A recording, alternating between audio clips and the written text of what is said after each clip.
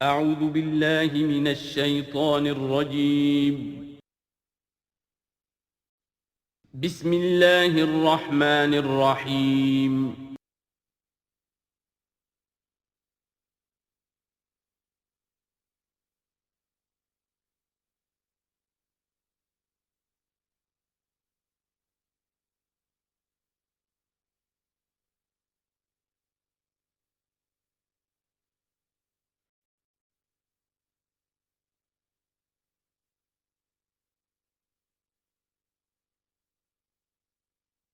اعوذ باللہ من الشیطان الرجیم بسم اللہ الرحمن الرحیم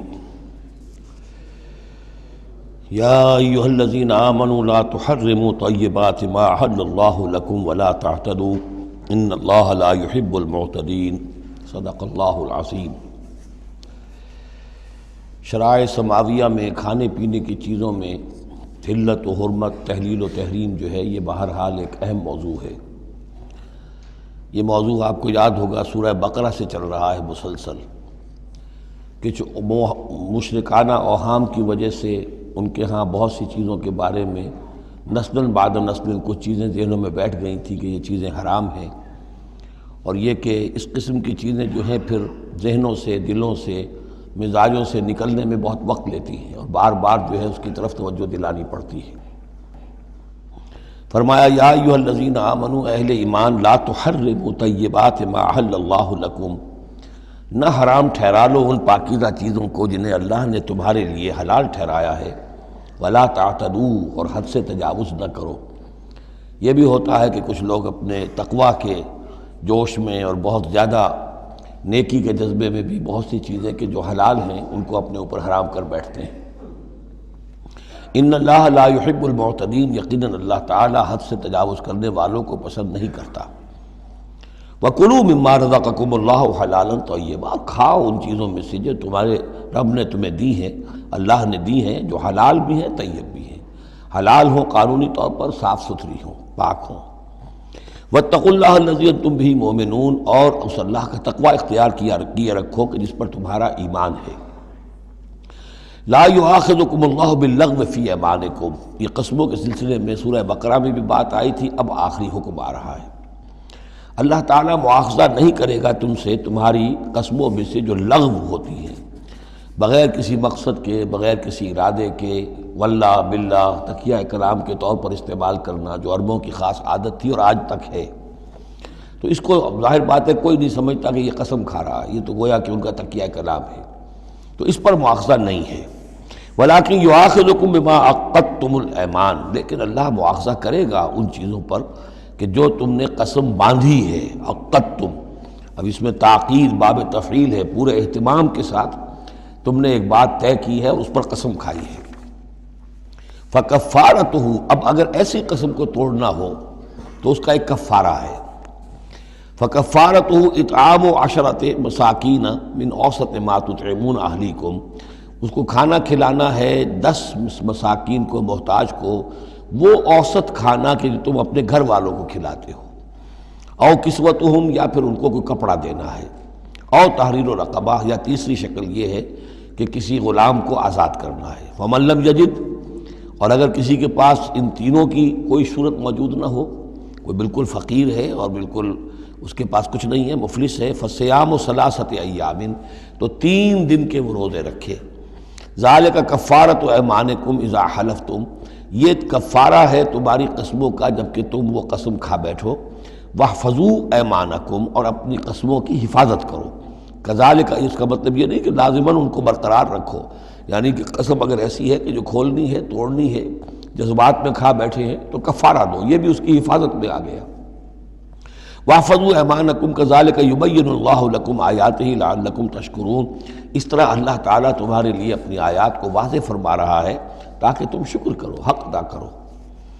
یا ایھا الذین آمنوا، اب یہ شراب اور جوئے کے بارے میں بھی آخری حکم۔ یا ایھا الذین آمنوا انما الخمر والمیسر والانصاب والازلام رجس من عمل الشیطان فاجتنبوہ لعلکم تفلحون، اہل ایمان، یقیناً شراب اور جوا اور بت اور پانسے یہ سب گندے کام ہیں، شیطان کے عمل میں سے ہیں۔ فاجتنبوہ، تو اس سے بچ کر رہو، لعلکم تفلحون، تاکہ تم فلاح پاؤ۔ تو شراب اور جوا تو پہلے بھی آ چکا ہے، لیکن انصاب اور ازلام وہ تقسیم کرتے تھے پانسوں کے ذریعے سے، اور پھر ازلام کے ذریعے سے ان کا وہ بھی ایک جوئے کی قسم بن جاتی تھی۔ تو ان تمام چیزوں کو جو ہے رجس من عمل الشیطان قرار دیا۔ انما یرید الشیطان ان یوقع بینکم العداوۃ والبغضاء، یقیناً شیطان تو یہ چاہتا ہے کہ ان چیزوں کے ذریعے سے تمہارے اندر دشمنی اور بغض پیدا کر دے۔ یہ بہت اہم بات ہے کہ شراب کے نشے میں بھی انسان چونکہ اپنا ہوش اور شعور کھو بیٹھتا ہے، تو اب اسے کچھ معلوم نہیں کیا بکواس اس نے کی ہے، کیا کر رہا ہے۔ اس سے بھی یہ ہے کہ بہت سے جھگڑے شروع ہو جائیں گے، فساد شروع ہو جائے گا۔ آپ کو معلوم ہے کہ بہت بڑے بڑے راز جو ہیں اس زمانے میں، بڑی بڑی حکومتوں کے، امپائرز کے، سپر پاورز کے، وہ شراب کے نشے میں جو ہیں وہ چرا لیے جاتے ہیں اور وہ راز نکل جاتے ہیں۔ تو اللہ تعالیٰ یہ ان چیزوں سے تمہیں بچانا چاہتا ہے، اور شیطان چاہتا ہے کہ تمہارے مابین عداوت اور بغض پیدا کر دے۔ اسی طریقے سے جوئے میں بھی چونکہ آدمی دیکھ رہا ہے، وہ کچھ اس نے ہارا، پھر کچھ اور ہارا، پھر کچھ اور ہارا، ایک وقت آتا ہے کہ پھر وہ برسٹ ہو جاتا ہے غصے میں اور وہ آگ بگولا ہو جاتا ہے، اس لیے کہ ظاہر بات ہے اسے نظر آ رہا ہے کہ جو مجھ سے جیت رہا ہے وہ کسی محنت کی وجہ سے نہیں جیت رہا ہے۔ اگر تو کوئی محنت ہو، کوئی کوشش ہو، کسی نے کمایا ہو، تو ظاہر بات ہے اسے انسان گرج نہیں کرتا کہ ٹھیک ہے اس نے محنت کی ہے اور اس نے مجھ سے یہ مزدوری لی ہے یا مجھ سے یہ کمائی حاصل کی ہے۔ لیکن یہ کہ ایک وقت آتا ہے کہ پھر جواری جو ہے وہ آپے سے باہر ہو جاتا ہے۔ انما یرید الشیطان ان یوقع بینکم العداوۃ والبغضاء فی الخمر والمیسر، شیطان تو یہ چاہتا ہے کہ اس شراب اور جوئے کے ذریعے سے تمہارے اندر، تمہارے مابین دشمنی اور بیر پیدا کر دے، اور اس سے بھی آگے وہ یصدکم عن ذکر اللہ وعن الصلاۃ، اور یہ کہ تمہیں روکے رکھے اللہ کی یاد سے اور نماز سے۔ یہ معاملہ بھی شراب کا تو بالکل واضح ہے، لیکن یہ کہ جوئے میں بھی یہ ہوتا ہے کہ ایک آدمی دفعہ اس میں لگ جائے تو پھر یہ کہ وہاں سے نکلنا مشکل ہوتا ہے۔ جیسے تاش کا معاملہ ہے یا اور شطرنج ہے، یہ کھیل ایسے ہیں کہ جن کے اندر لگ کر پھر انسان جو ہے ان چیزوں سے غافل ہو جاتا ہے۔ فَهَلْ أَنْتُمْ مُنْتَهُونَ، تو اب باز آتے ہو یا نہیں؟ یہ انداز جو ہے یہ بڑا سخت ہے۔ اس میں پس منظر میں کیا ہے کہ تمہیں سب سے پہلی بات جو کہی گئی تھی، یسألونک عن الخمر والمیسر قل فیہما اسم کبیر ومنافع للناس واسمہما اکبر من نفعہما، تو تمہیں سمجھ لینا چاہیے تھا، اسی وقت بات آ جانا چاہیے تھا۔ جو رخ تھا اللہ تعالیٰ کی، جو مصلحت تھی، شریعت کا جو رخ تھا وہ تو واضح ہو گیا تھا۔ خیر چلیے اس پر بھی تم نے نہیں مانا، پھر اگلا قدم ہم نے اٹھایا اور کہا کہ اگر شراب کے نشے میں ہو تو نماز کے قریب نہ جاؤ۔ اس سے تو پھر اب پوری طریقے سے واضح ہو جانا چاہیے تھا کہ دین کی اہم ترین چیز جو ہے وہ نماز ہے، صلاۃ و عماد الدین، دین کا ستون ہے، اور یہ جو شے ہے وہ ہمیں نماز سے روک رہی ہے، تو تمہیں چھوڑ دینا چاہیے تھا۔ بہرحال اب یہ کہ آخری بات ہماری طرف سے آ گئی ہے، فَهَلْ أَنْتُمْ مُنْتَهُونَ، تو اب بھی باز آؤ گے کہ نہیں؟ وَأَطِيعُوا اللَّهَ وَأَطِيعُوا الرَّسُولَ، اور اطاعت کرو اللہ کی اور اطاعت کرو رسول کی صلی اللہ علیہ وسلم، وَاحْذَرُوا، اور بچتے رہو۔ فَإِن تَوَلَّيْتُمْ فَاعْلَمُوا أَنَّمَا عَلَىٰ رَسُولِنَا الْبَلَاغُ الْمُبِينُ، اور اگر تم پھر جاؤ گے، پیٹھ موڑ لو گے، ہمارے اس حکم سے سرتابی کرو گے، فَاعْلَمُوا، تو جان لو، أَنَّمَا عَلَىٰ رَسُولِنَا الْبَلَاغُ الْمُبِينُ، کہ ہمارے رسول پر تو ذمہ داری ہے صاف صاف پہنچا دینے کی۔ یہ حکم اللہ کا ہے، اللہ کا حکم پہنچانا رسول کے ذمہ تھا، رسول نے پہنچا دیا، اپنا کام کر دیا۔ اب معاملہ ہوگا اللہ کا اور تمہارا، اللہ تم سے نپٹے گا، تم سے حساب لے گا۔ یہ جو اب اگلی آیت آ رہی ہے، یہ بھی قرآن مجید کے فلسفہ، حکمت اور دین کی بڑی گہری باتوں کے ضمن میں بہت بنیادی آیت ہے، اور اس کا پس منظر یہ ہے کہ جب شراب کے بارے میں اتنا سخت انداز آیا کہ یہ رجسن، گندے کام ہیں، عمل شیطان میں سے ہیں، باز آتے ہو کہ نہیں، تو بہت سے مسلمانوں کو تشویش ہو گئی کہ ہم جو شراب پیتے رہے، اتنا عرصے تک پیتے رہے، یہ گندگی تو ہماری ہڈیوں میں بیٹھ گئی ہوگی۔ آج کا کوئی شخص کہے گا کہ میرا شاید کوئی سیل بھی نہ ہو جسم کا کہ جس میں شراب کے اثرات نہ پہنچ گئے ہوں، تو میں کیسے پاک ہوں گا؟ کس طریقے سے یہ چیز جو ہے اب یہ گندگی میرے جسم میں سے دھلے گی؟ تو یہ تشویش جو ہے اس کو رفع کرنے کے لیے، جیسے تحویل قبلہ کے وقت تشویش ہو گئی تھی کہ 16 مہینے جو ہم نے نمازیں پڑھی، اگر اصل قبلہ تھا کعبہ اور ہم نمازیں پڑھتے رہے بیت المقدس کی طرف رخ کر کے، تو وہ نمازیں تو ضائع ہو گئیں، اور نماز ہی تو ایمان ہے۔ وما کان اللہ لیضیع ایمانکم، نہیں اللہ تعالیٰ تمہارے ایمان کو ضائع کرنے والا نہیں ہے۔ ایسے ہی یہاں ان کی دلجوئی کے لیے فرمایا، لیس علی الذین آمنوا وعملوا الصالحات جناح فیما طعموا، ان لوگوں پر جو ایمان لائے اور جنہوں نے نیک عمل کیے کوئی گناہ نہیں ہے اس میں جو کچھ پہلے کھا پی چکے. کسی شے کی حرمت کے قطعی حکم کے آنے سے پہلے جو کچھ کھایا پیا گیا جبکہ اس کی حرمت کا اعلان نہیں ہوا تھا تو اس کا کوئی گناہ ان پر نہیں رہے گا. یہ کوئی ان کی ہڈیوں میں بیٹھ جانے والی شے نہیں ہے. یہ مورل لا ہے, یہ فزیکل لا نہیں ہے. فزیکل لا میں تو ہوتا ہے کہ کچھ چیزوں کے اثرات جو ہیں وہ دائمی ہو جاتے ہیں. مورل لا میں تو یہ ہے کہ بڑے سے بڑا گناہ ہو, کوہ احد جتنے گناہ ہوں, صدق دل سے توبہ کی جائے سب صاف ہو جائیں گے. التائب من الذنب کمن لا ذنب لہ, گناہ سے حقیقی معنی میں توبہ کرنے والا بالکل ایسے ہے جیسے اس نے کبھی گناہ کیا ہی نہیں تھا. وہ تو نامہ اعمال جو ہے بالکل دھل جاتا ہے. لہذا اس تشویش کو اپنے قریب مت آنے دو.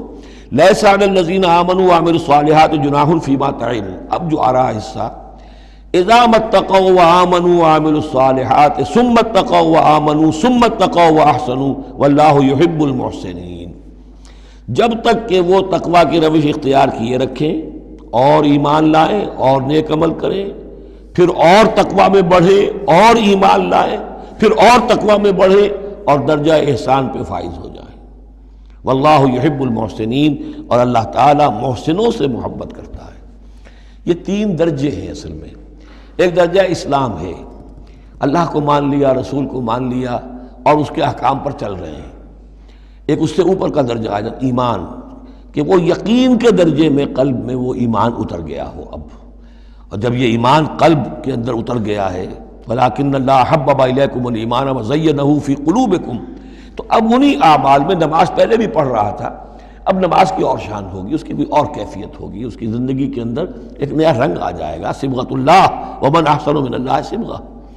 اس سے بھی آگے جا کر جب یہ ایمان اتنا گہرا ہو جائے کہ بالکل جیسے آنکھوں سے کوئی شخص کسی چیز کو دیکھ رہا ہو تو یقین ہوتا ہے, ان تعبد اللہ کانک تراہ فإن لم تکن تراہ فإنہ یراک. جب یہ کیفیت ہو جائے کہ تم اللہ کی بندگی کرو, اللہ کے لیے جہاد کرو, عمل کرو, بھاگ دوڑ کرو, اللہ کا تقویٰ اتنا ہو جائے کہ جیسے کہ تم اللہ کو اپنی آنکھوں سے دیکھ رہے ہو, تو یہ درجہ احسان ہے. حدیث جبرائیل کے جس کو کہا گیا ام السنہ, جیسے سورہ فاتحہ ام القرآن اساس القرآن, ایسے حدیث جبرائیل ہے ام السنہ. اور ام السنہ میں یہ ساری بات آئی ہے کہ حضرت جبرائیل انسانی شکل میں حضور کی خدمت میں آئے, صحابہ کا مجمع تھا, وہاں انہوں نے کیے اخبرنی عن الاسلام, مجھے بتائیے اسلام کیا ہے. اسلام میں بھی ایمان تو ہے نا, قانونی ایمان, زبانی ایمان تو ہے, لیکن اس کے ساتھ اعمال علیحدہ گنے گئے. اس سے اوپر جب ایمان دل میں اتر گیا, اب یہ ایمان کی وہ جو شکل ہے, اس میں اب عمل کو علیحدہ ذکر کرنے کی ضرورت ہی نہیں. اس مرحلے پر آ کر لازماً عمل درست ہو جائیں گے جبکہ ایمان دل میں اتر چکا ہے اور دل میں یقین بن کر جاگزی ہو گیا ہے. اور پھر اور گہرا چلا گیا.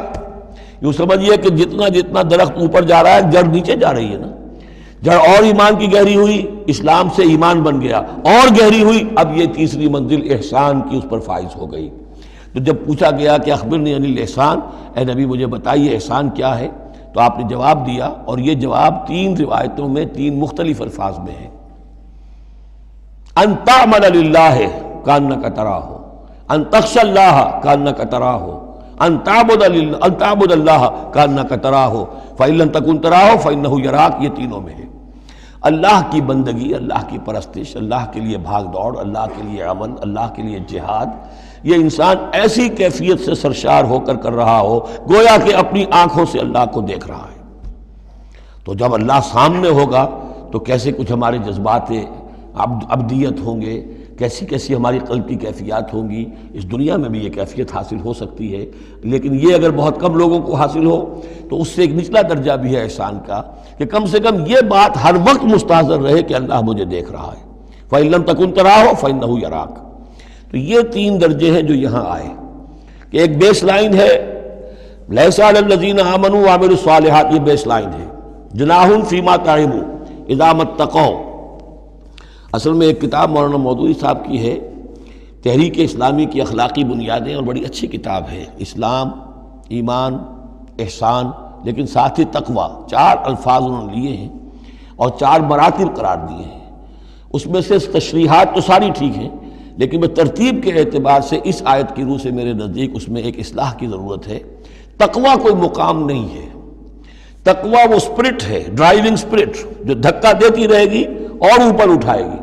چنانچہ تقویٰ کی یہاں کی تکرار ہو رہی ہے کہ بیس لائن سے تقویٰ نے اوپر آپ کو کیا، اب آپ اذا متقوا وآمنوا وعملوا الصالحات، آپ کے ایمان اور عمل صالح میں اور رنگ پیدا ہو گیا۔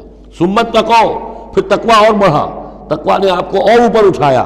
ثم اتقوا وآمنوا، پھر اب وہ ایمان یقین والا ایمان حاصل ہو گیا۔ اب یہاں عمل صالح کے علیحدہ ذکر کی ضرورت ہی نہیں، جب دل میں ایمان اتر گیا تو حضور نے فرمایا کہ الا ان فی الجسد مضغۃ اذا صلحت صلح الجسد کلہ واذا فسدت فسد الجسد کلہ، تو اس کے حوالے سے اب پورا کا پورا جسم ٹھیک ہو جائے گا۔ ثم اتقوا، پھر تقویٰ اور ہے تو اس کے نتیجے میں وَأَحْسَنُوا، درجہ احسان پر فائز ہو جائے انسان۔ اللہم ربنا اجعلنا منہم واللہ یحب المحسنین، اللہ اپنے ایسے محسن بندوں کو، درجہ احسان تک پہنچ جانے والے بندوں کو، جیسا کہ اس سے پہلے آیا تھا عمو وسمو، ایک غلط راستہ ہے کہ اندھے ہو گئے بہرے ہو گئے، اللہ نے پھر ڈھیل دی اور اندھے ہو گئے اور بہرے ہو گئے، اللہ نے اور ڈھیل دی اور اندھے ہو گئے اور بہرے ہو گئے، ایک وہ ہے، اور ایک راستہ یہ ہے، اسلام ہے، ایمان ہے، احسان ہے، اور تقویٰ جو ہے اس میں درجہ بدرجہ انسان کو ترقی دلاتا جا رہا ہے۔ یا ایھا الذین آمنوا لیبلونکم اللہ بشیء من الصید تنالہ ایدیکم ورماحکم لیعلم اللہ من یخافہ بالغیب، کیونکہ اس سورہ مبارکہ کے شروع میں آئی تھی یہ آیت کہ جب تم احرام کی حالت میں ہو تو تم شکار نہیں کر سکتے، تو اب اللہ تعالیٰ کی ایک سنت ہے، وہ آزماتا ہے، سخت ترین امتحان لیتا ہے۔ فرض کیجئے کہ ایک قافلہ جا رہا ہے بیچارے حاجیوں کا، اور انہوں نے احرام باندھا ہوا ہے، کوئی شے نہیں ہے، کھانے کے لیے کچھ نہیں ہے، لیکن اب جو ہے ہرن صاحب جو ہے اٹکیلیاں کرتے ہوئے قریب آ رہے ہیں، اور وہ پکڑ نہیں سکتے، قتل نہیں کر سکتے، احرام میں ہیں، بھوک بھی ہے، لیکن یہ کہ چاہے تو ذرا سا نیزہ مارے تو ہرن کو پکڑ کو جو ہے وہ شکار کر لیں، یا ویسے ہی بھاگ کر پکڑ لیں، لیکن یہ کہ اس کی اب ان کو اجازت نہیں ہے۔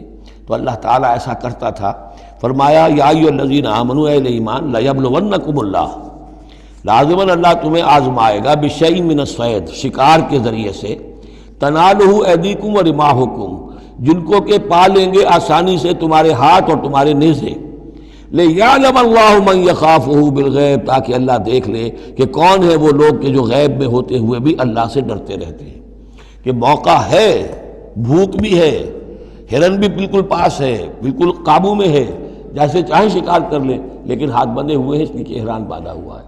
تو جس کے دل میں ایمان ہوگا وہ اپنی بھوک کو برداشت کرے گا، اللہ کے حکم کو نہیں توڑے گا۔ فمن اہتدی بعد ذلک، اب کسی سے غلطی ہو گئی، تجاوز کر بیٹھا، بھوک کا غلبہ زیادہ تھا، فلہ عذاب علیم، اس کے لیے دردناک عذاب ہے۔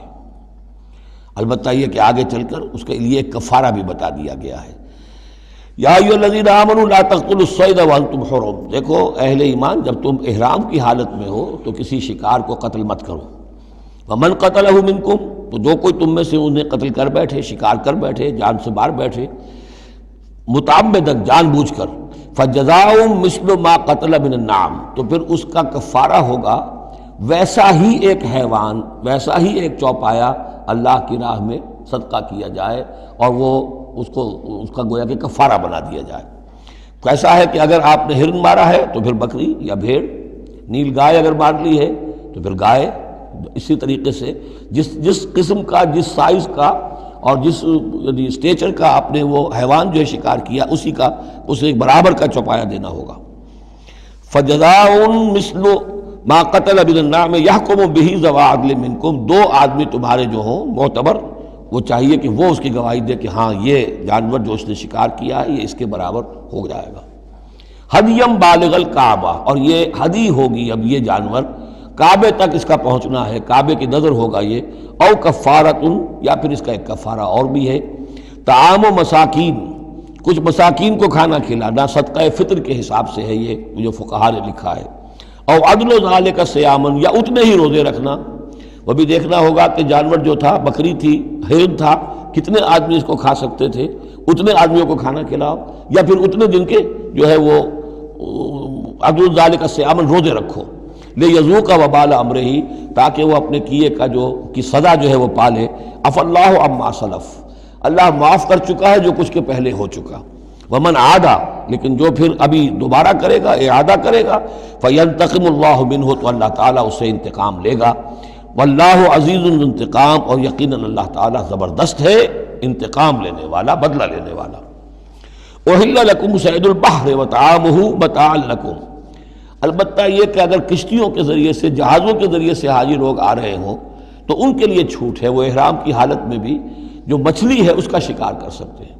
احل لکم صید البحر، سمندر کا، دریا کا جو شکار ہے وہ تمہارے لیے حلال کیا گیا، وطعامہ متاعا لکم وللسیارہ، اور اس کا جو دریا کا کھانا ہے وہ تمہارے لیے بہت اچھا جو ہے فائدے کی چیز ہے، اور سب مسافروں کے لیے۔ اور آج آپ کو معلوم ہے کہ یہ سی فوڈ جو ہے یہ دنیا میں کس قدر یعنی اب معروف بھی ہے، محبوب بھی ہے، مقبول بھی ہے، اور بہت سی برائیوں سے اور بیماریوں سے بچانے والا بھی ہے۔ سی فوڈ یہ تو اب ایک بڑا سمجھیے کہ پوری دنیا کے اندر غذا کا ایک نیا خزانہ ہے کہ جو سامنے آیا لوگوں کے۔ تو فرمایا وطعامہ متاعا لکم وللسیارہ، اس کا جو طعام ہے جو سمندر کے اندر اللہ نے پیدا کیا ہوا ہے، مچھلیاں ہیں یا اور کوئی اسی طریقے کی اللہ نے تمہارے لیے کھانے کی چیزیں پیدا کی ہیں۔ وحرم علیکم صید البر ما دمتم حرما، لیکن خشکی پر شکار کرنا تمہارے لیے جب تک کہ تم احرام میں ہو حرام کر دیا گیا۔ واتقوا اللہ الذی الیہ تحشرون، اور اللہ کا تقوی اختیار کیے رکھو جس کی طرف کہ تمہیں لازماً جمع کر دیا جائے گا، لے جائے جاؤ گے گھیراؤ کر کے۔ جعل اللہ الکعبۃ البیت الحرام قیاما للناس، اللہ تعالیٰ نے کعبے کو جو بیت الحرام ہے، بزرگی والا گھر ہے، اسے لوگوں کے قیام کا باعث بنا دیا ہے۔ والشہر الحرام، اور شہر حرمت والا شہر بھی اللہ تعالیٰ نے معین کیا ہے۔ والہدیہ، اور قربانی کے جانور، ان کا بھی ذکر ہو چکا ہے اس سورت کے شروع میں۔ والقلائد، اور وہ جانور جن کے گلوں میں پٹے ڈال دیے گئے ہوں نشانی کے طور پر کہ یہ کعبے کے لیے ہدی کے جانور ہیں، یہ سب اللہ تعالیٰ کی طرف سے ہے، اس کی توثیق ہو رہی ہے۔ یعنی یہ کوئی تمہاری جاہلیت کی روایات نہیں ہے، یہ چیزیں جو ہیں کعبے کی حرمت اور عظمت، اسی طریقے سے شہر حرام، اسی طریقے سے ہدی کے جانور، اور وہ کہ جن کے گلوں میں پٹے پڑے ہوئے ہوں ہدی کے جانور ہونے کے اعتبار سے۔ ذالک لتعلموا ان اللہ یعلم ما فی السماوات و ما فی الارض، یہ اس لیے کہ تم اچھی طرح جان لو کہ اللہ تعالیٰ کو آسمانوں اور زمین کی ہر شے کا علم حاصل ہے۔ ان اللہ بکل شیء علیم، اللہ تعالیٰ ہر چیز کا علم رکھتا ہے۔ اس کے مقابلے میں 4 چیزیں آئیں گی جو ان کے ہاں حرام ہو گئی تھی، ان کو پھر کہا جا رہا کہ اس کے لیے کوئی سند نہیں ہے کتاب میں موجود، وہ بعد میں آئیں گی۔ اعلموا ان اللہ شدید العقاب، جان لو کہ اللہ تعالیٰ سزا دینے میں بہت سخت ہے۔ وان اللہ غفور الرحیم، اور اللہ غفور اور رحیم بھی ہے، یعنی اس کی تو دونوں شانیں ہیں۔ اب تم دیکھو کہ تم اپنے آپ کو کس شان کے ساتھ متعلق کر رہے ہو، کس کا مستحق بنا رہے ہو، اس کی عقوبت کا یا اس کی رحمت اور مغفرت کا۔ ما علی الرسول الا البلاغ، ہمارے رسول پر سوائے پہنچا دینے کی کوئی ذمہ داری نہیں، باقی ساری ذمہ داری اب تمہاری ہے۔ واللہ یعلم ما تبدون وما تکتمون، اور اللہ جانتا ہے جو کچھ کہ تم ظاہر کرتے ہو اور جو کچھ کہ تم چھپاتے ہو۔ قل لا یستوی الخبیث والطیب، اے نبی کہہ دیجئے ناپاک اور پاک برابر نہیں ہو سکتے۔ ولو اعجبک کثرت الخبیث، چاہے ناپاک شے کی کثرت جو ہے وہ تمہاری آنکھوں کو اچھی لگے۔ آدمی تو چاہتا ہے بہتات ہونی چاہیے بس ہر چیز کی، ناجائز حرام سے آیا ہوا مال ہو، جمع ہو گیا ہے، اچھا لگے گا آپ کو، ہے خبیث ہو۔ تو خبیث اور طیب برابر نہیں ہو سکتے، چاہے کثرت جو ہے خبیث کی وہ جو آنکھوں کو چکا چوندھ تو کرتی ہے، نظر کو خیرہ کرتی ہے، چمک تہذیب حاضر کی۔ فاتقوا اللہ یا اولی الالباب لعلکم تفلحون، تو اللہ کا تقوی اختیار کرو اے ہوش مندو تاکہ تم فلاح پاؤ۔ یا ایھا الذین آمنوا لا تسألوا عن اشیاء ان تبد لکم تسؤکم، اہل ایمان ان چیزوں کے بارے میں سوال نہ کرو کہ وہ اگر تم پر کھول دی جائیں، واضح کر دی جائیں تو تمہیں اچھی نہیں لگیں گی، تمہیں بری لگیں گی۔ بعض چیزوں کی طرف سے اللہ تعالیٰ نے خود خاموشی اختیار کی ہوتی ہے، خام خواہ سوال کر کر کے اور اس کو اپنے اوپر جو ہے ذمہ داری کو بڑھا لینا، یہ بھی ایک جو خاص قسم کی مذہبی ذہنیت ہوتی ہے، کھودنے کریدنے کی اور بال کا کھال اتارنے کی، اس کا نتیجہ یہ نکلتا ہے۔ چنانچہ حج کے بارے میں جب آیت نازل ہوئی وَلِلَّهِ عَلَى النَّاسِ حِجُّ الْبَيْتِ مَنِ اسْتَطَاعَ إِلَيْهِ سَبِيلًا، یہ سورہ آل عمران میں ہم پڑھ آئے ہیں۔ تو ایک صاحب کھڑے ہو گئے کہ حضور کیا ہر سال فرض ہے؟ حضور نے سوال سن لیا لیکن سنا انسنا کر دیا، دوسری طرف رخ کر لیا۔ اب وہ ادھر تشریف لے آئے، حضور کیا ہر سال فرض ہے؟ حضور نے پھر جو ہے اس سے اغماض برتا، پھر آپ نے رخ موڑ لیا، تیسری مرتبہ پھر آپ ناراض ہوئے کہ دیکھو اگر میں ہاں کہہ دوں تو قیامت تک کے لیے ہر سال حج فرض ہو جائے گا، جس چیز کے اندر اللہ تعالیٰ نے اجمال رکھا ہے اس میں تمہاری اس میں بہتری ہے. جو شخص ہر سال کر سکتا ہو کرے، لیکن یہ کہ فرضیت جو ہے اس کے ساتھ ہر سال کی قید اللہ نے نہیں لگائی. تم سوال کر کر کے اپنے لیے تنگی پیدا کر لو. جیسے وہ گائے کے بارے میں کیسا رنگ ہو اور کیا اس کی عمر ہو اور کیسی گائے ہو، یہ ساری چیزیں اسی طرح کی ہیں. لیکن یہ کہ ان تسألوا عنہا حین ینزل القرآن تبد لکم، اگر تم سوال کرو گے جبکہ ابھی قرآن کا نزول جاری ہے تو وہ ظاہر کر دی جائے گی. اللہ تعالیٰ نے اپنی حکمت کے تحت اس کے اوپر پردے ڈالے ہوئے ہیں. وہ سمجھتا ہے کہ اس میں تمہارے لیے تنگی ہو جائے گی، بہت زیادہ ہو جائے گا، لیکن اگر سوال کرو گے تو پھر وہ ظاہر کر دی جائے گی. عفا اللہ عنہا، اللہ تعالیٰ نے اس میں درگزر سے کام لیا ہے، تو پر نرمی کی ہے. یہ کسی نسیان کی وجہ سے نہیں ہے، بھول کی وجہ سے نہیں ہے، غلطی کی وجہ سے نہیں ہے، معاذ اللہ. واللہ غفور حلیم، اللہ غفور ہے اور حلم والا ہے. قد سألها قوم من قبلکم ثم اصبحوا بها کافرین، تم سے پہلے کی قوم یہ اہل کتاب جو ہے اسی قسم کے سوال کرتے رہے اور پھر یہ کہ وہ اس کے انکار کرنے والے بن گئے. اب یہاں وہ چار چیزیں بھی آ رہی ہیں کہ جو ان کے ہاں بہت زیادہ مقدس ہو گئی تھی. ما جعل اللہ من بحیرۃ ولا صائبۃ ولا وسیلۃ ولا حام. وہاں کیا تھا؟ جعل اللہ الکعبۃ البیت الحرام قیاما للناس والشہر الحرام والہدی والقلائد. یہ چار چیزیں ان کی توثیق ہو گئی کہ یہ تو واقعتاً اللہ کی شریعت کے اجزاء ہیں، ان کا احترام اور ان کی حرمت کو بلوز رکھنا لازم ہے. یہ چار چیزیں یہ تمہارے جاہلیت کے دور کے جو مشرکانہ اوہام ہیں ان کی یادگاریں ہیں، اس کے لیے اللہ کی طرف سے کوئی سند نہیں ہے.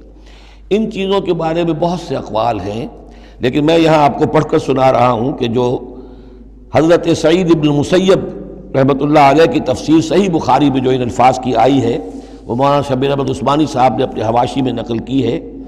بحیرہ جس جانور کا دودھ بتوں کے نام کر دیتے تھے کوئی اپنے کام میں نہ لاتا تھا. صائبہ جو جانور بتوں کے نام پر ہمارے زمانے کے سانڈ کی طرح چھوڑ دیا جاتا تھا. وسیلہ جو اونٹنی مسلسل مادہ بچہ جنے درمیان میں نر بچہ پیدا نہ ہو اسے بھی بتوں کے نام پر چھوڑ دیتے تھے. حامی نر اونٹ جو ایک خاص عدد سے جفتی کر چکا ہو اسے بھی بتوں کے نام پر چھوڑ دیتے تھے. تو ان کو چھوڑ دیتے تھے کہ اب یہ کوئی ان کو ہاتھ نہ لگائے، کوئی ان سے استفادہ نہ کرے، نہ ان کا گوشت کھایا جا سکتا ہے، نہ ان سے کوئی خدمت لی جا سکتی ہے، یہ محترم ہو گئے. تو اس کے لیے فرمایا ما جعل اللہ من بحیرۃ ولا صائبۃ ولا وصیلۃ ولا حام ولکن الذین کفروا یفترون علی اللہ الکذب. بلکہ یہ تو وہ لوگ جنہوں نے کفر کیا وہ افتراء کرتے رہے ہیں، جھوٹ گھڑتے رہے ہیں، اللہ کے ذمے یہ باتیں لگاتے رہے ہیں. واکثرهم لا یعقلون، ان کی اکثریت جو ہے وہ عقل سے عاری ہے. وَإِذَا قِيلَ لَهُمْ تَعَالَوْا إِلَىٰ مَا أَنزَلَ اللَّهُ وَإِلَى الرَّسُولِ، اور جب ان سے کہا جاتا ہے آؤ اس چیز کی طرف جو اللہ نے نازل فرمائی اور آؤ اللہ کے رسول کی طرف. بمصطفیٰ برسا خیش را کے دی ہم اوست، اگر بہو نہ رسیدی تمام بولا بیست. قالوا حسبنا ما وجدنا علیہ آباءنا، وہ کہتے ہیں ہمارے لیے وہ کافی ہے جس پر ہم نے اپنے آباء و اجداد کو پایا ہے. ان کی روایت یہی ہے، ان کی رسومات یہی تھیں، وہ کوئی جاہل تھوڑا ہی تھے. آج تمہیں عقل آئی ہے، تم نے دین سمجھا ہے، یہ ہمارے بزرگ جو ہیں یہ اتنے عرصے سے یہ کام کرتے چلے آ رہے ہیں. یہی باتیں آج بھی آپ سنتے ہیں. کسی رسم کو آپ کہیں کہ بھائی کوئی سند نہیں ہے اس کی دین میں، نہ کہیں صحابہ کے یہاں اس کا وجود تھا، لیکن یہ کہ کوئی چھوڑنے کو تیار نہیں ہے. اولو کان آباؤہم لا یعلمون شیئا ولا یہتدون، خواہ ان کے آباء و اجداد جو ہیں ایسے رہے ہوں کہ نہ انہیں کوئی علم حاصل ہوا ہو نہ ہی وہ ہدایت پر ہوں. جیسے تم مخلوق ہو اللہ کی، وہ بھی مخلوق تھے. جیسے تم غلط کام کر سکتے ہو اور غلط آراء قائم کر سکتے ہو ویسے وہ بھی غلط کار ہو سکتے تھے. یا ایھا الذین آمنوا علیکم انفسکم لا یضرکم من ضل اذا اہتدیتم، یہ بھی بہت اہم آیت ہے اور اس کے ساتھ ایک واقعہ موجود ہے. لفظی ترجمہ یہ ہے کہ اے لوگو، اے وہ لوگو جو ایمان لائے ہو، تم پر ذمہ داری ہے صرف اپنی جان کی، اپنی ذات کی. لا یضرکم من ضل، جو گمراہ ہو جائے کوئی اور وہ تمہیں کوئی نقصان نہیں پہنچا سکتا. اذا اہتدیتم جبکہ تم ہدایت پر ہو. الی اللہ مرجعکم جمیعا فینبئکم بما کنتم تعملون، اللہ ہی کی طرف تم سب کو لوٹ کر جانا ہے اور وہ تمہیں بتا دے گا جو کچھ کہ تم کرتے رہے تھے. اس آیت کا ایک غلط مفہوم جو ہے وہ دور صحابہ ہی میں سے بعض لوگوں نے نکال لیا کہ دعوت اور تبلیغ کی کوئی ذمہ داری نہیں ہے، ہر ایک پر ذمہ داری اپنی ہے. کوئی کیا کرتا ہے اس سے مجھے کیا بحث. دیکھو قرآن میں لکھا ہوا ہے یا ایھا الذین آمنوا علیکم انفسکم، مجھے اپنا عمل درست رکھنا ہے، باقی کوئی اور غلط کام کرتا ہے میں خام خواہ اسے روکوں ٹوکوں ناراضی مول لوں، نہیں عن المنکر امر بالمعروف، اس کی کوئی ذمہ داری نہیں ہے۔ قرآن کہہ رہا ہے علیکم انفسکم لا یضرکم من ضل اذا اہتدیتم، اگر تم ہدایت کے اوپر ہوگے، صحیح راستے پر ہوگے، تو کوئی کتنا ہی گمراہ ہو جائے اس کا تمہیں کوئی نقصان نہیں۔ تو حضرت ابوبکر رضی اللہ تعالیٰ عنہ نے پھر خطبہ دیا باقاعدہ کہ لوگوں میں دیکھ رہا ہوں کہ تم اس آیت کا مطلب غلط سمجھ رہے ہو۔ مطلب تو یہ ہے کہ تمہاری ساری تبلیغ اور کوشش امر بالمعروف نہی عن المنکر کے باوجود کوئی شخص گمراہ رہتا ہے تو اس کا تم پر کوئی وبال نہیں۔ یہ بار بار ہم پڑھ چکے ہیں۔ لا تسألوا عن اصحاب الجحیم، اے نبی آپ سے کوئی باز پرس نہیں ہوگی جہنمیوں کے بارے میں کہ یہ کیسے ہو گیا ہے محمد کہ ہم نے آپ کو بھیجا اور پھر بھی یہ قوم جو ہے جہنم میں چلی گئی۔ لیکن جہاں تک دعوت، تبلیغ، نصیحت، نہی عن المنکر، امر بالمعروف، یہ فرائض میں سے ہے، یہ فرض ساقط نہیں ہوتا اس آیت کی روح سے، بلکہ تمہاری ساری کوشش کے باوجود کوئی شخص ہے، والد ہے، بچہ فرض کیجئے اس کا کہیں آوارہ ہو گیا ہے، اپنی امکانی حد تک کوشش کیے جا رہا ہے، نہیں بچہ راستے پر آ رہا، تو ظاہر بات ہے کہ اللہ کے ہاں اگر اس نے پوری کوشش کی ہے، جد و جہد کی ہے، کوئی کوتاہی نہیں چھوڑی ہے اس میں، تو اب اس کا وبال اس پر تو نہیں آئے گا، لیکن اپنا فرض ادا کرنا لازم ہے۔ یا ایھا الذین آمنوا علیکم انفسکم لا یضرکم من ضل اذا اہتدیتم الی اللہ مرجعکم جمیعا فینبئکم بما کنتم تعملون، تو تم سب کو لوٹ کر جانا ہے اللہ ہی کی طرف اور پھر وہ تمہیں جتلا دے گا جو کچھ کہ تم کرتے رہے تھے۔ یا ایھا الذین آمنوا شہادۃ بینکم اذا حضر احدکم الموت حین الوصیۃ اثنان ذوی عدل منکم، اہل ایمان تمہارے مابین شہادت کا نصاب، جبکہ تم میں سے کسی کی موت کا وقت آ جائے اور وہ وصیت کر رہا ہو تو دو معتبر اشخاص کا ہونا چاہیے۔ کوئی وصیت کر رہا ہے اور ظاہر بات ہے کہ وصیت ایک تہائی سے زیادہ میں نہیں ہو سکتی، لیکن کسی کی زیادہ بڑی جائیداد ہے تو ایک تہائی کی بات بھی تو بڑی ہو سکتی ہے، تو وصیت کے وقت دو گواہ ضرور بنا لو کہ یہ وصیت کی گئی۔ او آخران من غیرکم، اور وہ جو گواہ ہیں وہ تمہارے لوگوں میں سے ہونے چاہیے، خاندان میں سے، اس آبادی میں سے، قبیلے میں سے، جو معروف ہوں، جانتے ہوں۔ او آخران من غیرکم، لیکن ایک شکل ہو سکتی ہے ان انتم ضربتم فی الارض، اگر تم زمین میں سفر پر نکلے ہوئے ہو اور وہاں موت کی، فاصابتکم مصیبت الموت، وہاں سفر کی حالت میں تم پر موت کا یہ واقعہ جو ہے یہ واقع ہو جاتا ہے، یہ مصیبت موت واقع ہو جاتی ہے، اس صورت میں او آخران من غیرکم، تو دو گواہ ہو سکتے ہیں، وہ تمہارے غیر بھی ہو سکتے ہیں، کسی غیر قوم کے، غیر قبیلے کے، لیکن یہ کہ بہرحال جب عام حالات میں اپنے گھر میں، اپنی بستی میں، اپنے خاندان ہی میں رہتے ہوئے جب کہ کوئی شخص انتقال کر رہا ہے تو اسے وصیت میں گواہ اپنے لوگوں میں سے، رشتہ داروں میں سے، قرابت داروں میں سے دو معتبر آدمیوں کو بنانا چاہیے۔ تحبسونہما من بعد الصلاۃ، اب اس کے بعد جب یہ کہ اس کا انتقال ہو گیا تو اب یہ کہ وصیت کا مسئلہ آئے گا، لوگ پوچھیں گے کیا واقعی یہ وصیت جو ہے اس شخص کی ہے؟ تو اب ان دونوں کو روکو، کھڑا کرو، من بعد الصلاۃ، نماز کے بعد، مسجد ہے، نماز پڑھی ہے، اب وہ دونوں کھڑے ہو جائیں، فیقسمان باللہ، پھر انہیں چاہیے کہ اللہ کی قسم کھائیں، ان ارتبتم، اگر تمہیں کوئی ان کے بارے میں شک ہو کہ کہیں یہ وصیت کو بدل نہ دیں، کہیں ان سے غلطی نہ ہو جائے، تو ان سے قسم کھلوا لو، حلف کی بنیاد پر وہ اپنا جو ہے وہ وہاں پر شہادت دیں گے، اور پھر انہیں کہنا چاہیے لا نشتری بہی ثمنا، ہم اس کی کوئی قیمت وصول نہیں کریں گے، کوئی ناجائز فائدہ اس سے نہیں اٹھائیں گے، ولو کان ذا قربا، چاہے کوئی قرابت داری کا معاملہ ہو، کسی کے حق میں ہم کوئی ناانصافی نہیں کریں گے، ولا نکتم شہادت اللہ، اور نہیں ہم چھپائیں گے اللہ کی گواہی کو۔ اب گواہی جو ہے اتنی عظیم شے ہے کہ شہادت اللہ کہا گیا، اللہ کی گواہی، اللہ کی طرف سے امانت ہے۔ انا اذا لمن العاصمین، اگر ہم ایسا کریں گے تو ہم یقیناً گناہ گار ہوں گے۔ فإن عثر على أنهما استحقا اسما، پھر اگر یہ خبر ہو، یہ شک ہو، یہ اطلاع ملے کہ ان دونوں نے تو گناہ کمایا ہے، جھوٹ بولا ہے، حلفیہ بیان بھی غلط دیا ہے، وصیت میں ترمیم کی ہے، وصیت کو بدل دیا ہے، اس کے باوجود کہ نماز کے بعد حلف اٹھا کر یہ بات کر رہے ہیں، آخر انسان ہے، ہر معاشرے میں ہر طرح کا انسان ہر وقت موجود رہتا ہے۔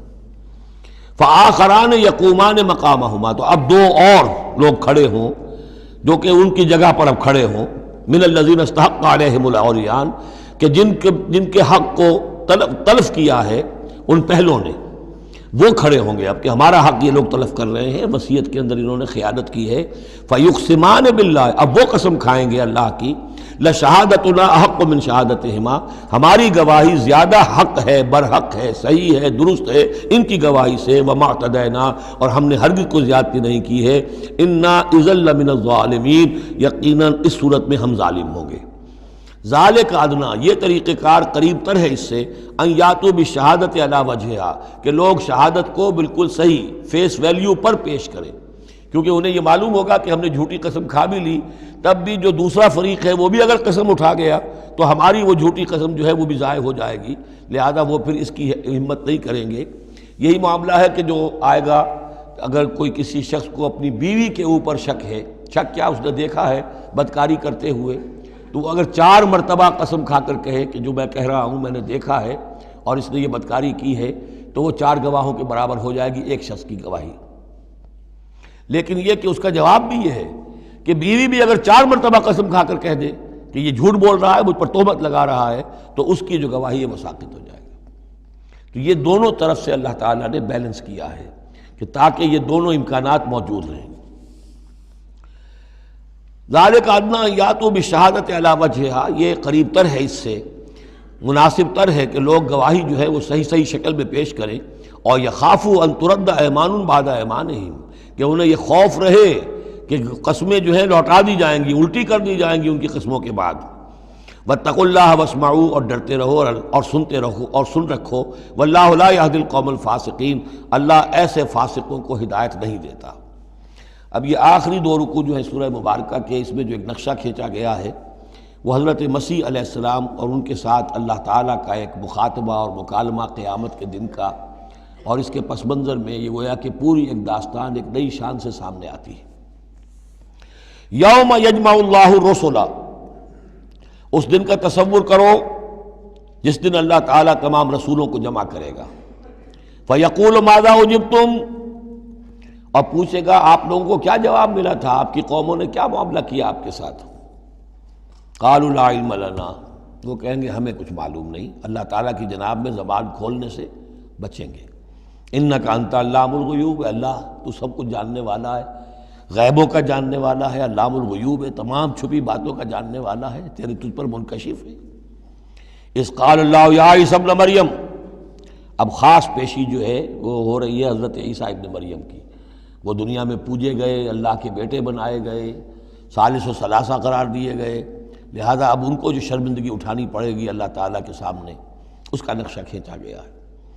اذ قال اللہ یا عیسی ابن مریم اذکر نعمتی علیک، اور جب کہے گا اللہ تعالیٰ کہ اے مریم کے بیٹے عیسیٰ ذرا میرے ان انعامات کو یاد کرو جو تم پر ہوئے، وعلی والدتک، اور تمہاری والدہ پر ہوئے، اذ ایدتک بروح القدس، جبکہ میں نے تمہیں مدد پہنچائی، تائید کی تمہاری روح القدس سے، جبرائیل کے ذریعے سے، تکلم الناس فی المہد وکہلا، تم نے گفتگو کی لوگوں کے ساتھ، پگھوڑے میں بھی، گود میں بھی، انفینسی میں بھی، اور کہلن، اور پوری طریقے سے جوان اور پورے طریقے سے وہ ایک ایڈلٹ کی حیثیت سے بھی۔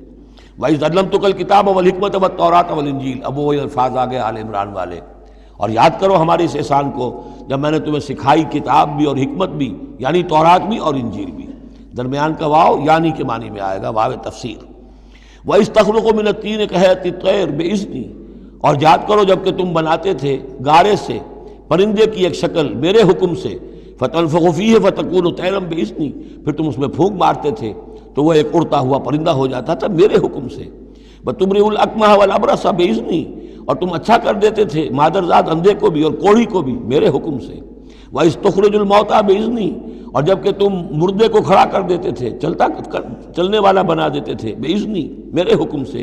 وَإِذْ كَفَفْتُ بَنِي إِسْرَائِيلَ عَنْكَ، اور یاد کرو میرے اس احسان کو کہ میں نے بنی اسرائیل کے ہاتھ روک لیے تم سے، ان کے ہاتھ تم تک نہیں پہنچنے دیے۔ یہ وہی واقعہ ہو گیا کہ حضرت مسیح گرفتار نہیں ہوئے۔ حضرت مسیح کو عین اس وقت جب کہ وہ پولیس والے داخل ہوئے باغ میں، 4 فرشتے اترے ہیں اور لے کر آسمان پر چلے گئے۔ وَإِذْ كَفَفْتُ بَنِي إِسْرَائِيلَ عَنْكَ، میں نے ہاتھ روکے رکھے بنی اسرائیل کے تجھ سے۔ اِذْ جِئْتَهُم بِالْبَيِّنَاتِ، جب تم ان کے پاس آئے کھلے معجزوں کے ساتھ۔ فقال الذین کفروا منہم، تو کہا ان لوگوں نے جنہوں نے ان میں سے کفر کیا، ان ھذا الا سحر مبین، نہیں ہے یہ تو بالکل کھلا یقیناً ان ھذا الا نہیں ہے یہ مگر کھلا جادو۔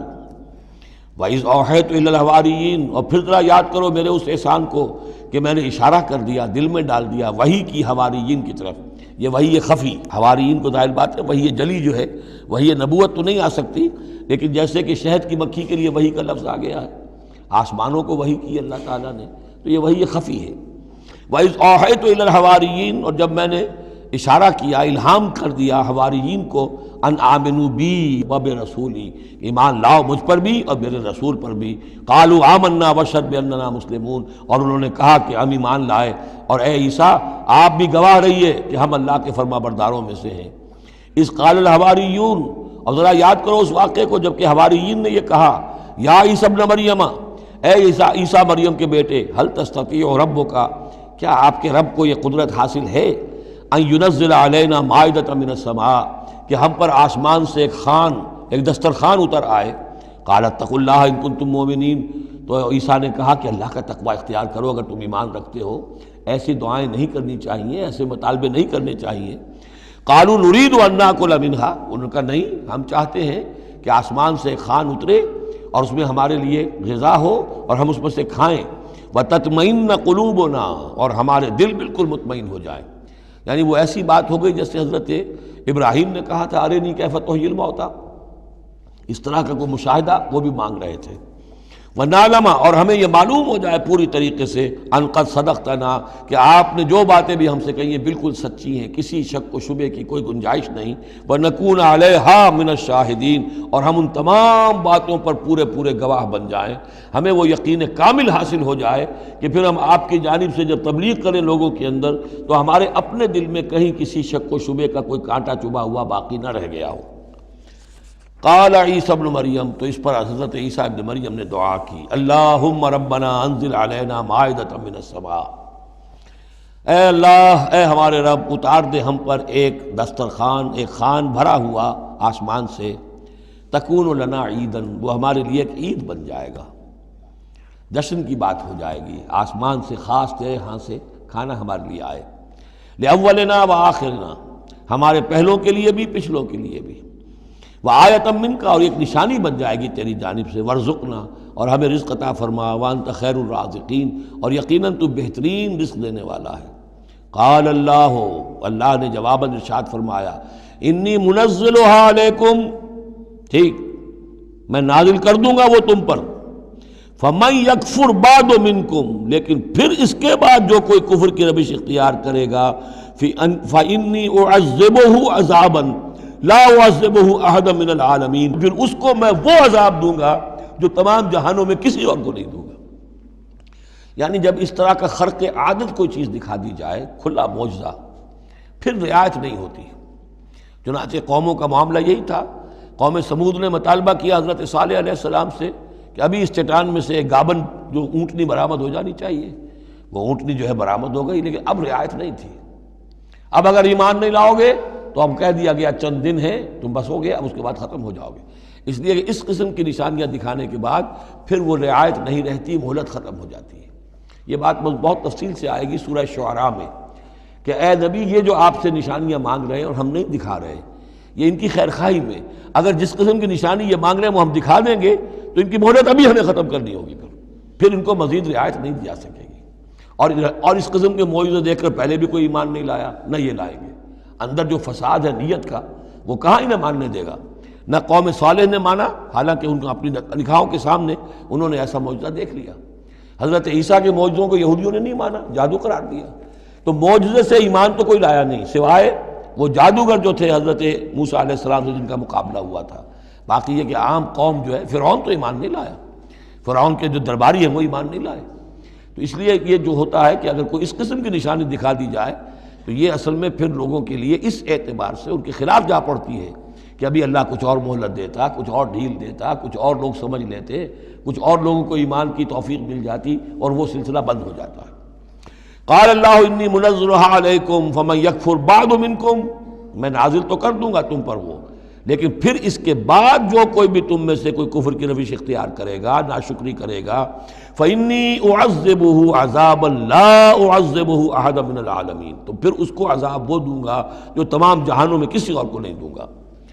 وَإِذْ قَالَ اللَّهُ يَا عِيسَى ابْنَ مَرْيَمَ، اب یہ آخری ڈراپ سین ہے اس کا اور بہت سخت ہے یہ.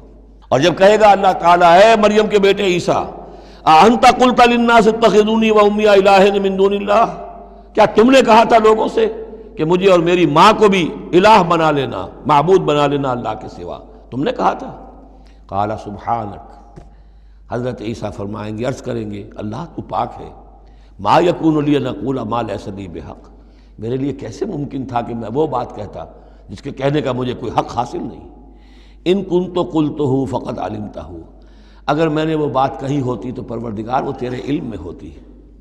تعلم ما فی نفسی، تو جانتا ہے جو کچھ میرے جی میں ہے. ولا اعلم ما فی نفسک، میں تو نہیں جانتا جو تیرے جی میں ہے. انک انت علام الغیوب، یقیناً تو تمام غیبوں کا جاننے والا ہے. حقیقت تیری نگاہ کے سامنے تو موجود ہے. ما قلت لہم، میں نے ہرگز ان سے کچھ نہیں کہا. الا ما امرتنی بہ، مگر وہی کچھ جس کا کہ تو نے مجھے حکم دیا تھا.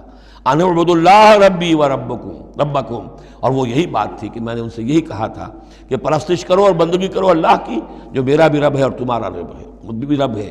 وکنت علیہم شہیدا ما دمت فیہم، اور میں تو ان کے اوپر جب تک ان میں موجود تھا ان کا نگران تھا، ان کے اوپر میں ان کی دیکھ بھال کر رہا تھا. یہاں یہ خبردار ہونا نگرانی کرنے کے معنی میں ہے. وکنت علیہم شہیدا ما دمت فیہم فلما توفیتنی، جب تو نے مجھے اٹھا لیا. اب یہاں بھی توفیتا موت کے معنی میں نہیں ہے، انی متوفی کا، وہ یاد رکھ لیجیے ساری بحث جو میں کل کر چکا ہوں. جب تو نے مجھے اٹھا لیا، کنت انت الرقیب علیہم، تو اس کے بعد تو ظاہر ہے کہ تو ہی نگران تھا ان پر. وانت علی کل شیء شہید، اور یقیناً تو ہر چیز پر نگران ہے، ہر چیز پر گواہ ہے، ہر چیز سے باخبر ہے. ان تعذبہم فانہم عبادک، اگر تو انہیں عذاب دے تو وہ تیرے بندے ہیں، تجھے کل اختیار حاصل ہے، جس طرح چاہے عذاب دے. وَإِن تغفر لَهُمْ، اور اے اللہ اگر تو انہیں بخش دے، فَإِنَّكَ أَنْتَ الْعَزِيزُ الْحَكِيمُ، تو تو زبردست ہے، حکمت والا ہے. یہ بہترین انداز ہے، میں درخواست بھی ہے، معافی کی درخواست بھی ہے. وہ اپنی شفقت، رافت نوع انسانی کے حق میں انبیاء کے اندر جو ہوتی ہے، لیکن اس سے آگے بڑھ کے بھی نہیں کہہ سکتے. مقام عبدیت یہی ہے، العبد عبد وان ترقى والرب رب وان تنزل، اختیار تیرا ہے. ان تعذبہم فانہم عبادک، اے اللہ تو اگر انہیں عذاب دے تو تیرے بندے ہیں، تیری مخلوق ہیں. وان تغفر لہم، اور اگر تو معاف فرمانا چاہے تو تجھ سے تو کوئی بات پرس نہیں کر سکتا، کوئی جواب طلبی نہیں کر سکتا کہ تو نے کیسے معاف کر دیا. وان تغفر لہم فانک انت العزیز الحکیم، تجھے ہر اختیار حاصل ہے، تو زبردست ہے، حکمت والا ہے. قال اللہ ھذا یوم ینفع الصادقین صدقہم، اللہ فرمائیں گے، اب جیسے میں نے ڈراپ سین کہا تھا، یہ پوری پیشی جو ہے اس کا آخری نقشہ کیا ہوگا. اللہ فرمائے گا یہ آج کا دن وہ ہے جس دن سچوں کو ان کی سچائی فائدہ پہنچائے گی. قال اللہ ھذا یوم ینفع الصادقین صدقہم، ان کا صدق ان کے حق میں مفید ہوگا. لہم جنات تجری من تحتہا الانہار خالدین فیہا ابدا، ان کے لیے باغات ہیں جن کے دامن میں ندیاں بہتی ہوں گی، ان میں وہ ہمیشہ ہمیشہ رہیں گے. فیہا ابدا، رضی اللہ عنہم ورضوا عنہ، اللہ ان سے راضی ہو گیا اور وہ اللہ سے راضی ہو گئے. یہ آخری مقام ہے، رضامندی باہمی، اللہ تم سے راضی، تم اللہ سے راضی. رضی اللہ عنہم ورضوا عنہ، ذالک الفوز العظیم، اور یہی ہے بہت بڑی کامیابی. للہ ملک السماوات والارض، اللہ ہی کے لیے ہے آسمانوں اور زمین کی بادشاہی. وما فیہن، اور جو بھی ان سب میں ہے اس کی بادشاہی، اس کا اختیار اسی کے ہاتھ میں ہے. وہو علی کل شیء قدیر، اور وہ ہر چیز پر قادر ہے.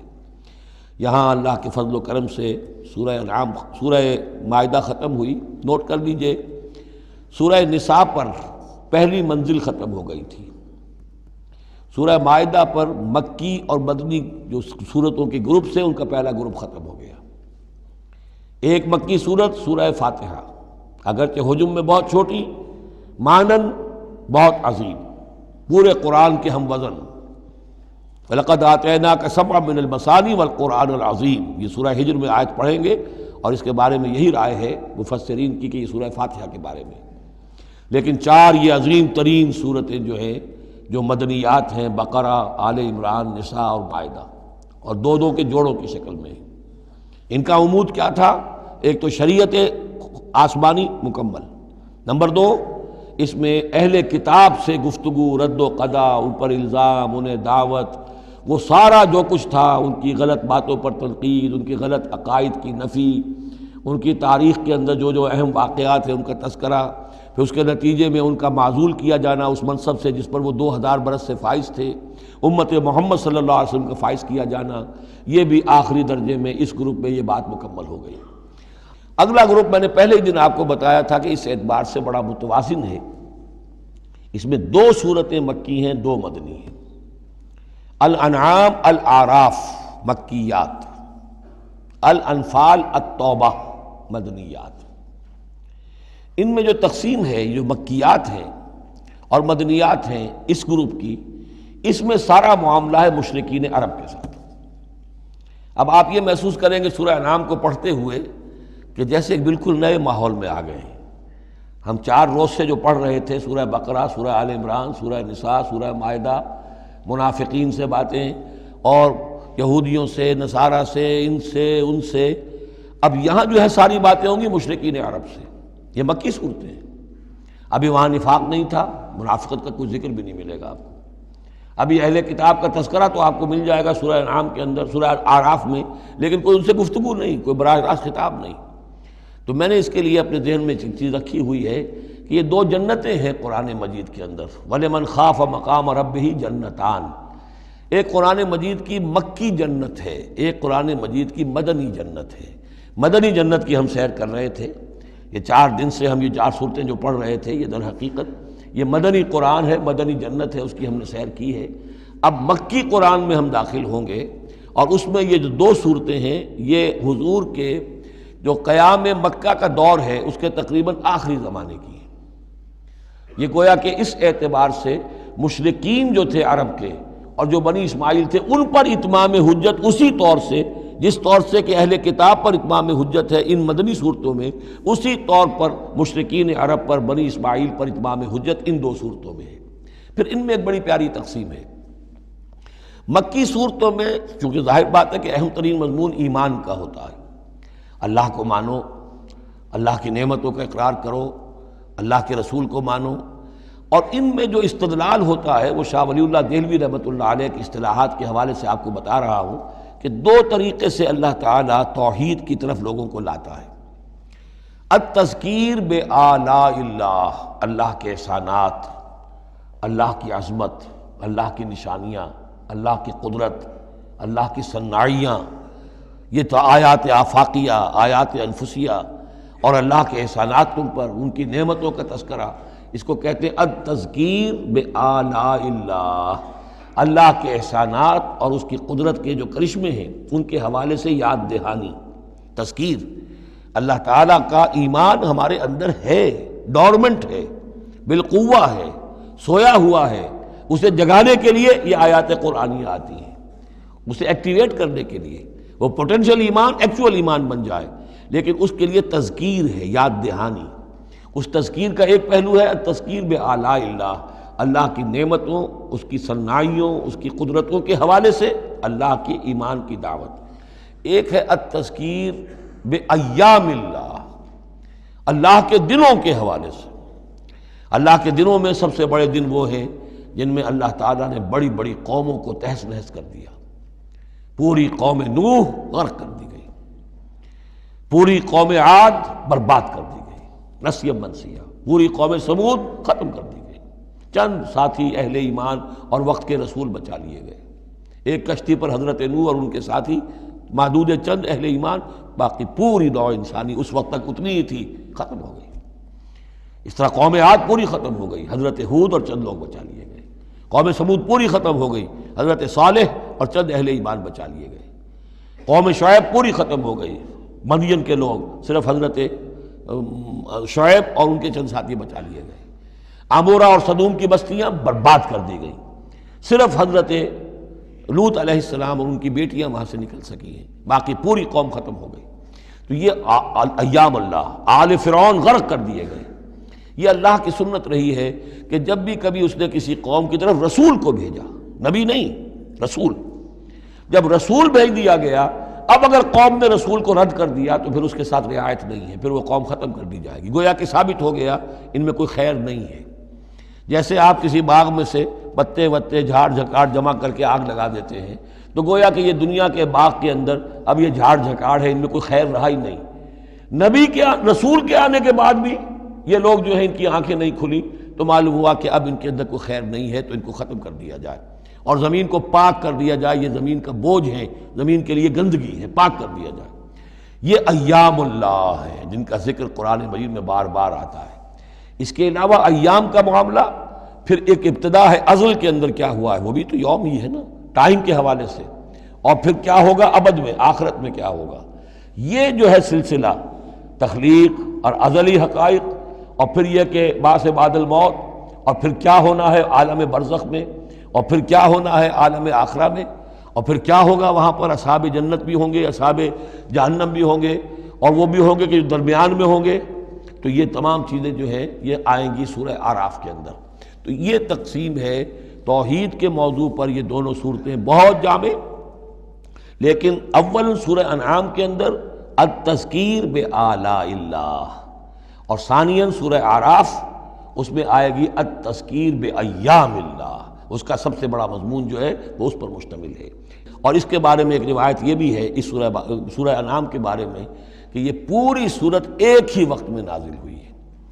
سورہ بقرہ کی آیات مختلف اوقات میں نازل، سورہ مائدہ اسی طریقے سے، لیکن یہ سورت پوری کی پوری بیک وقت نازل ہوئی ہے، اور الفاظ یہ آتے ہیں کہ 70,000 فرشتوں کے جلوں میں حضرت جبرائیل علیہ السلام اس سورت کو لے کر اترے ہیں، اور یہ پوری سورہ انعام ایک ہی نشست میں، یوں سمجھیے ایک ہی تنزیل کے اندر یہ جوں کی تو اسی طرح پوری کی پوری اتری ہے۔